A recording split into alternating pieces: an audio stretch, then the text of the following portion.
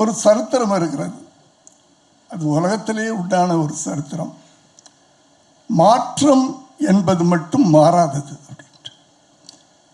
அது எல்லா துறையிலையும் உண்டு. சமூகத்திலும் சரி, அரசியலிலும் சரி, திரையுலகத்திலும் சரி. எனக்கு தெரிஞ்ச ஒரு காலத்தில் திரையுலகத்தில் பார்த்துக்கிட்டிங்கன்னா எம்கே தியாகராஜ பாகவதர், பி சின்னப்பா அப்படின்லாம் கேள்விப்பட்டிருக்கோம். நம்ம படங்கள்லாம் நம்ம பார்த்ததில்லை. அது அவர்கள் ஆண்ட ஒரு திரையுலகம். அதற்கு பிறகு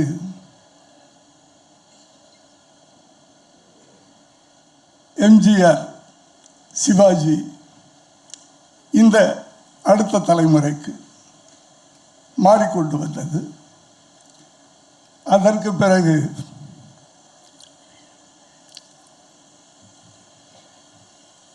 ரஜினி, கமல், அதற்கு பிறகு இன்றைய சூப்பர் ஸ்டார்கள்,